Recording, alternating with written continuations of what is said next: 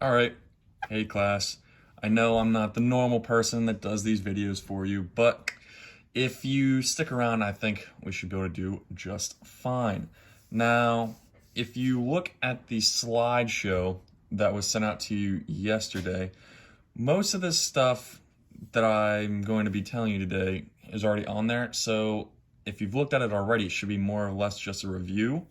But anyways, we're going to be doing first factors and we're going to be doing examples of factors.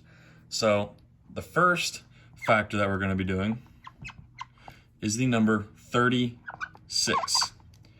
Now, the easiest way to factor numbers like this is to do the T-chart that Miss Hartman has been having us work on.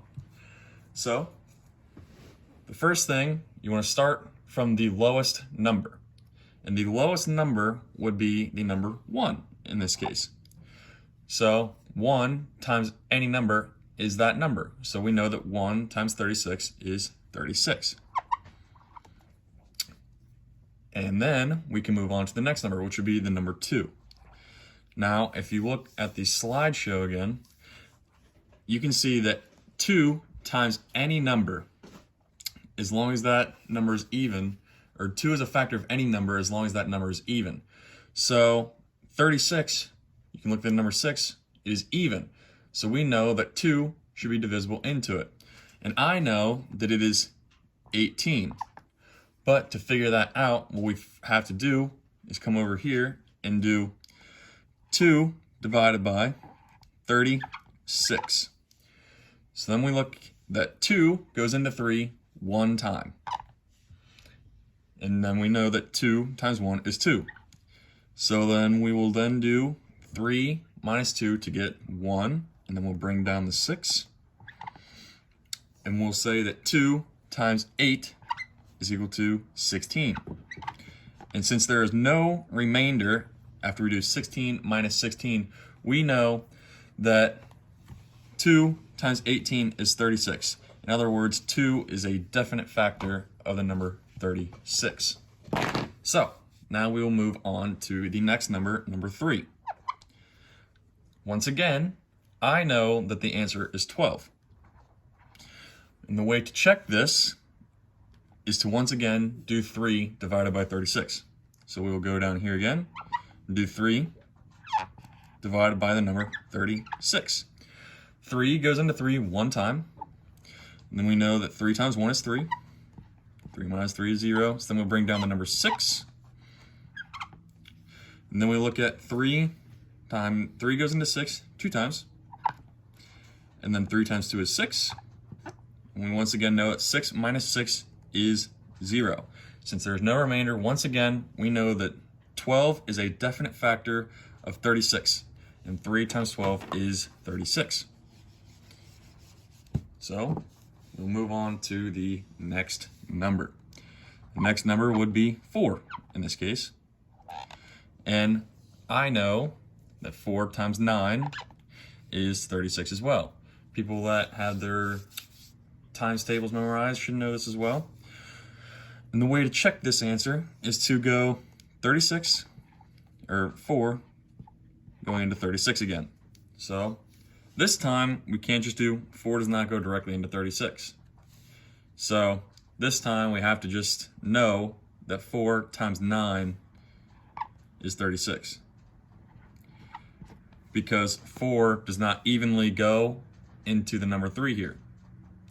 And since 4 does not evenly go into 3, you have to look at the whole number over here. So that is why knowing the times tables is very important. So 4 times 9 is 36. 36 minus 36 is 0.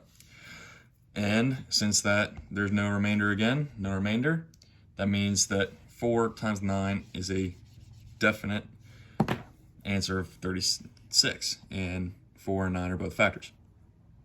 So the next number would be 5. So we can check if 5 is right, but if you look at the slideshow again, you would know that for any number to be a multiple of 5, or for 5 to be a factor of that number needs to end in either a 5, needs to end in either a 5 or a 0. But the problem is with the number 36, it ends in a 6. So there's no way that you could take 5 times a whole number and make it equal to 36. So we know that 5 is not a factor. We can check this once again by going here, 5 times 36, or 5 divided by 36, I mean.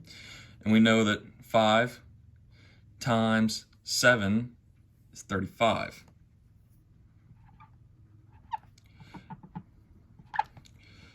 And we know that that will leave a remainder. When you do 36 minus 35, it gives you a remainder of 1, which means 5 does not evenly go into 36. The next number to check after 5 is the number 6. And once again, if you had your timetables memorized, you know that 6 times 6 is 36. And we can check that by going, once again, dividing 6 divided by 36. But once again, whenever you do these, the importance of having your times tables memorized is shown here again, because if you want to divide 36 by 6, you can't evenly take 6 into the number 3. So you have to do 6 into 36, which if you do 6 times 6, you'll get the number 36. 36 minus 36 is 0. So that's how we know that the number 6 is a factor of 36. Now there are only 2 numbers left. The number 7 and the number 8. We will check both of those to make sure whether or not they are factors. So first we will do 36 divided by 7.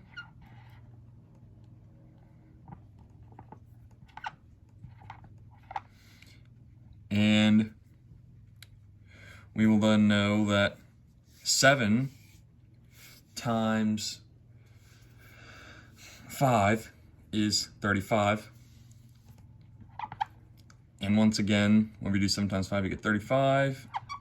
And that leaves you with a remainder of 1 when you do 36 minus 35. Anytime you leave a remainder, that number cannot be a whole factor.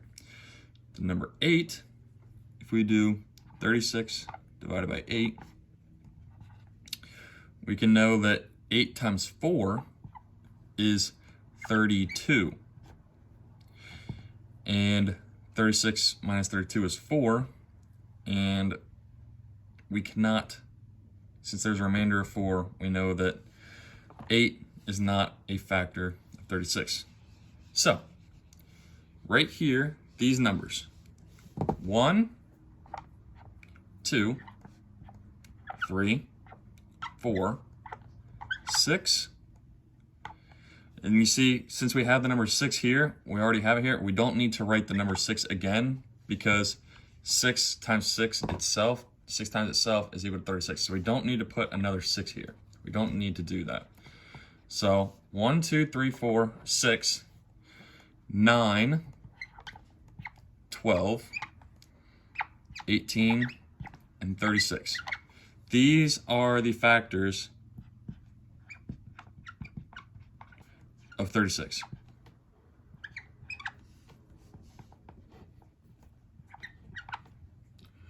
And the way to write these numbers out, you want to start here and go in ascending order. So in this case, we'll go 1, 2, 3, 4, 6, and then you want to switch and come back up this way.